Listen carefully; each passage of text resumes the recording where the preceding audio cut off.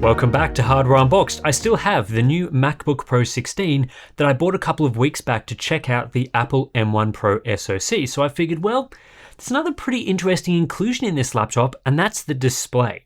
It seems a lot of you guys share similar thoughts because I saw lots of comments either asking me to look at the display or suggesting that I kind of glossed over it when reviewing the processor inside the laptop. That first video wasn't really a laptop review, but anyway, today let's take a closer look at what Apple is doing with their brand new screen.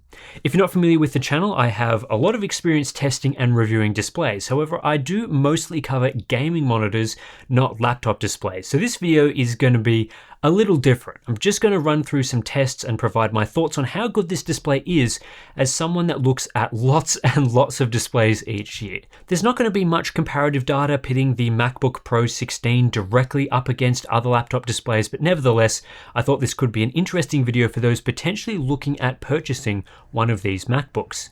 So there are two versions of the new MacBook Pro, and I've got the 16-inch version, although the 14-inch model's display is also very similar, just smaller and with a different resolution.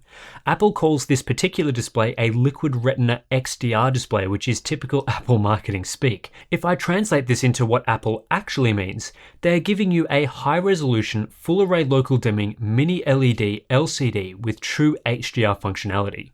If we dive deeper into the specs, the 16.2-inch panel has a resolution of 3456 by 2234, which continues Apple's tradition of using non-standard resolutions across their lineup.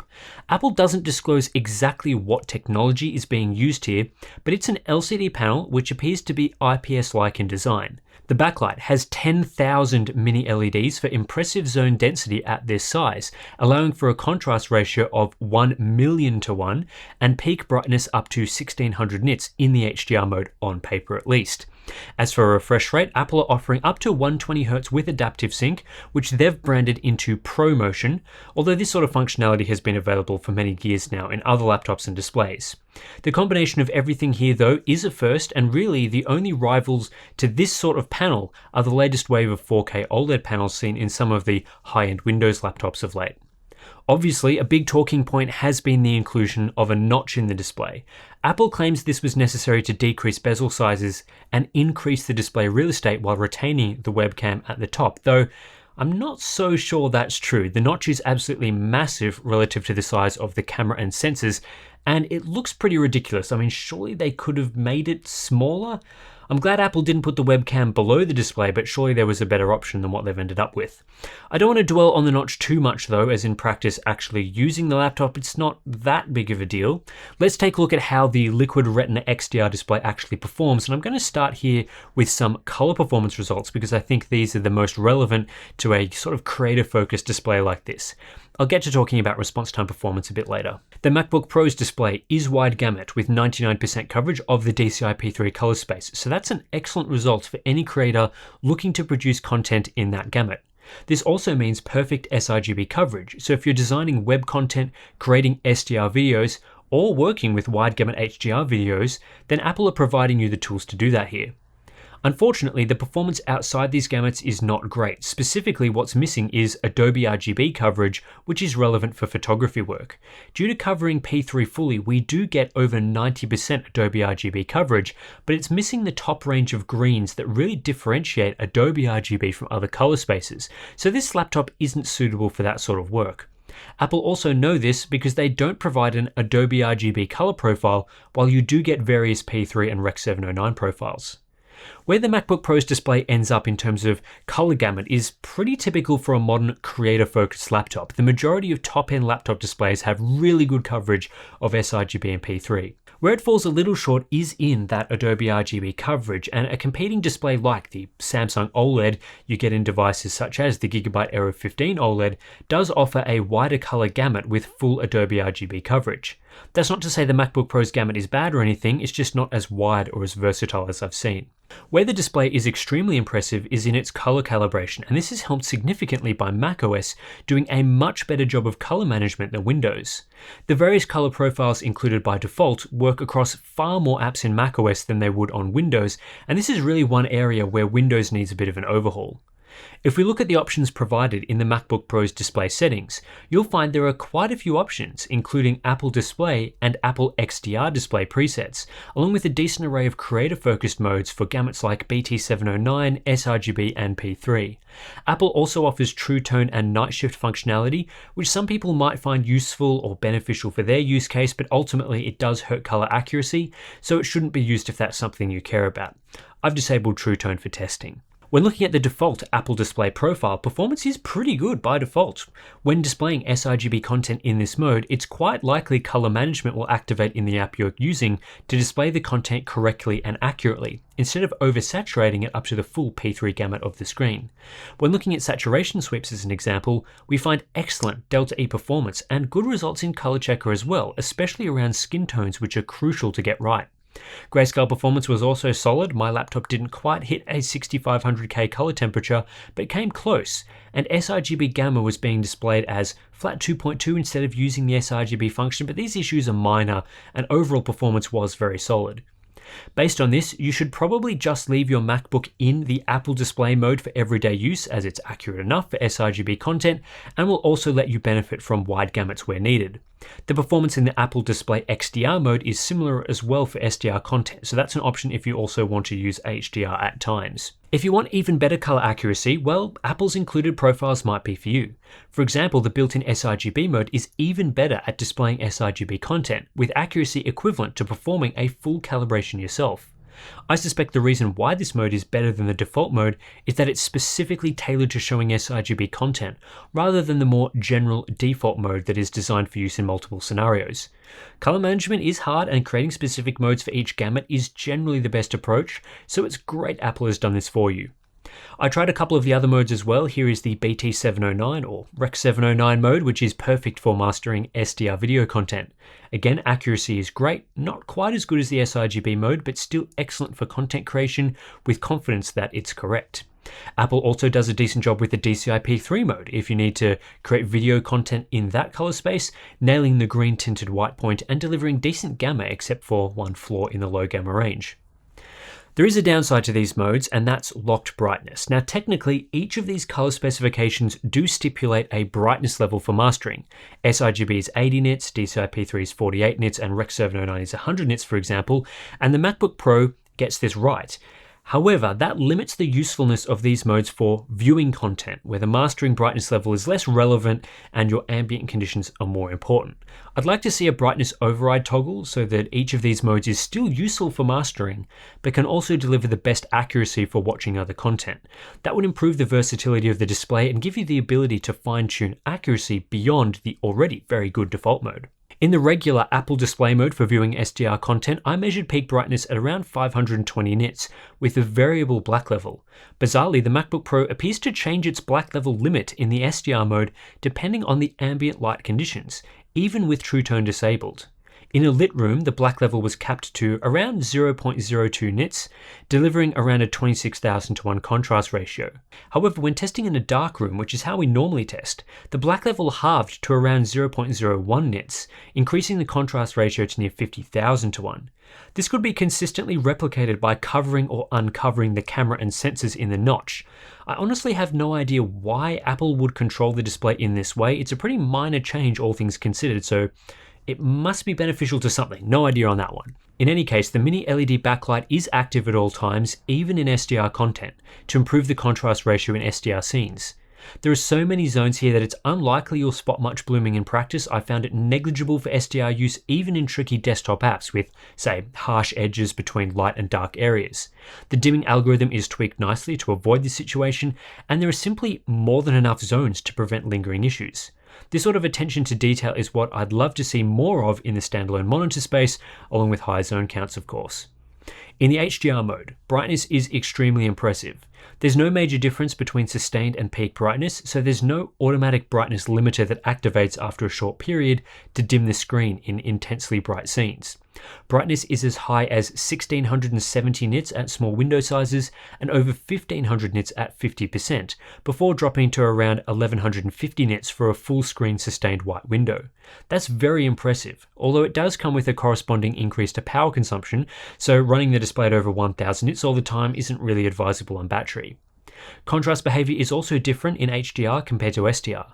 When displaying HDR content, the mini LED backlight will, at times, fully switch off to display black, delivering an effective infinite contrast ratio. That's the best case performance you'll see. In more tricky conditions, such as a checkerboard test or measuring light and dark areas close together, I measured a contrast ratio of slightly over 50,000 to 1. This is right where you'd want performance to be for HDR content. Contrast ratios of 50,000 to 1 worst case and up to 1 million to 1 or greater in other situations. Apple are meeting all the recommendations for performance that I've heard when speaking to HDR, calibration and mastering experts. This performance also destroys basically any other LCD-based monitor I've looked at previously. On the standalone monitor side, it's virtually unheard of right now to see LCD zone counts higher than a couple of thousand. This limits worst case contrast to around, say, 12,000 to 1 in the case of the 2000 zone Samsung Odyssey Neo G9 with VA technology, or just 4,000 to 1 in a checkerboard test. Apple choosing to use 5 to 10 times the zone count here massively improves the achievable contrast ratio in tricky situations, and I'd say this amount of zones, and this density of zones, is what is required as a minimum for the best HDR experience with an LCD panel.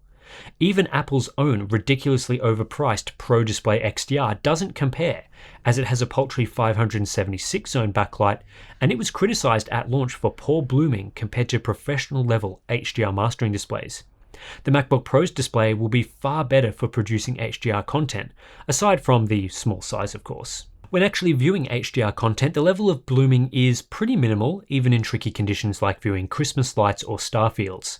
However, it's not completely free of blooming, and the halo light glow effect can be visible in some conditions if you look for it. So from one perspective, it's easily one of the best LCD-based HDR experiences I've seen, but on the other hand, it isn't a self-lit panel like an OLED, which is completely free of blooming, and in some situations OLED still delivers better HDR.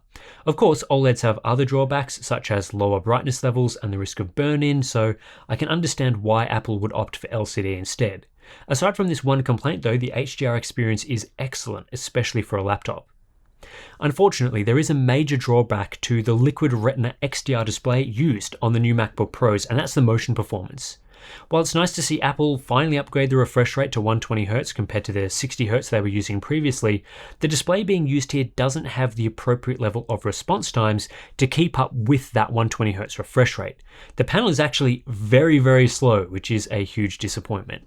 Now, I was hoping to provide a full breakdown of motion performance using the standard graphs we use for monitor reviews, until I realized that my response time testing tool doesn't work on macOS, and even creating one graph manually to a decent level of accuracy with all the transitions would have taken an entire day. So instead of doing that, I'm just going to show the raw response data from one transition, and this will really illustrate how slow the MacBook Pro is.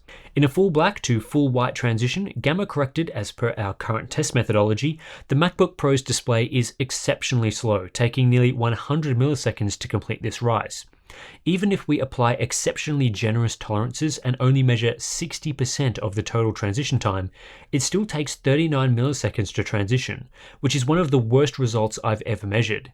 This is exacerbated by using a combination of IPS-like LCD technology and an always active mini LED backlight, noting that both the LCD layer and the mini LED backlight need to change to fully transition.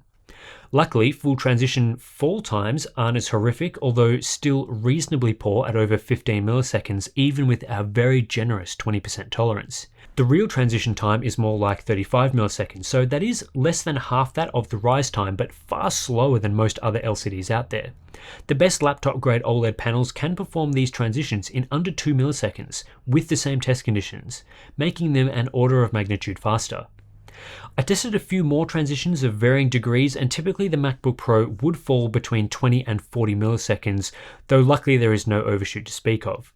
When viewing UFO test results, you can see the product of these horrific response times, a substantial blur trail behind moving objects. Even though the panel can feel somewhat smooth to use because it has a moderate refresh rate of 120Hz, the actual clarity in motion is terrible, and this impacts the usefulness of the higher refresh rate. Up against the MacBook Pro, I'll put the Aero 15 OLED's panel, which has half the refresh rate at just 60Hz, but massively faster response times. You'll see here that even though the MacBook Pro's display is twice as fast in refresh rate, the extremely slow response behavior limits motion clarity to more like a 60Hz monitor or worse. The level of smearing here is insane, and I'm really not sure how a modern LCD could end up this slow. Apple really should have experimented with some sort of overdrive. Now, all the Apple fans are probably sitting here annoyed that I'm criticizing the display for motion performance because the MacBook Pro isn't a gaming laptop, and they're right, it's not a gaming laptop. But motion performance is relevant beyond just gaming. It impacts things as basic as scrolling through websites or even watching videos. Fast-moving video content like sports is affected due to slow transition times, and scrolling through text can show really bad ghosting trails, especially with white text on a black background. But really anything on this display that moves, especially stuff that moves fast, can quickly become a blurfest. So that's pretty much it on my thoughts about the new MacBook Pro's Liquid Retina XDR display. There's some really excellent stuff going on here and some quite poor stuff as well, so it's a combination of both positive and mixed thoughts in the end. There is no doubting whatsoever that this display is excellent for content creation. It has perfect P3 color gamut coverage and outstanding factory calibration, with particular attention to detail paid to multiple color specifications for mastering. Apple provides many different profiles that are all above average to great in terms of accuracy, and this should provide buyers peace of mind that if they are using this display in one of those color spaces, that everything is looking correct and as it should. macOS helps out here as well, being better at color management than Windows. The Liquid Retina XDR display also has very impressive HDR specifications and performance. A mini LED backlight zone count of 10,000 is the star of the show here, significantly reducing blooming compared to other LCD-based HDR monitors and providing exceptionally high brightness. The level of performance here is good enough for both enthusiast level mastering and HDR playback when combined with its elite accuracy. So really the MacBook Pro is a great device for video editing on the go, and of course you can also factor in its overall performance there. A few nitpicks aside, the major downside here is motion performance. This display is exceptionally slow even for an LCD, despite packing a 120Hz refresh rate.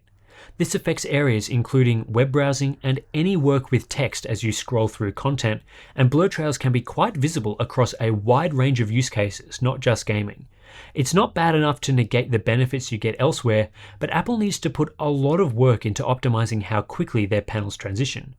I also feel, just as an aside, that the lack of HDMI 2.1 on the MacBook Pro itself is a bit of a puzzling exclusion. Going HDMI 2.0 here for external monitors, in addition to Thunderbolt, is a bit annoying and lacking. Now comes the ultimate question. Is this the best laptop display ever, as Apple claims it is? I think that depends on your perspective, as if you're buying a high-performance laptop of this class for gaming, then this display is far from the best. You'd clearly want something with a higher refresh rate and higher performance. Lots of great options these days in that space. But if we restrict ourselves to the best display for content creation and productivity, I think Apple do have a solid claim to that throne.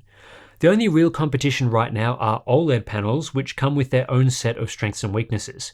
Yes, I know there are also a few other mini LED laptop options, like the screen you get in the Acer Predator Helios 500, but that display only has 512 zones, not the 10,000 on offer here. So really it ends up being a battle between the MacBook display and the OLEDs you see in products like the Gigabyte Aero 15 OLED. The reasons to get an OLED display over this LCD would be in terms of its self-lit, pure HDR experience with zero blooming, its significantly faster response times for better motion clarity, and its wider color gamut, allowing for accurate work in the Adobe RGB color space, as well as P3 and Rec 709.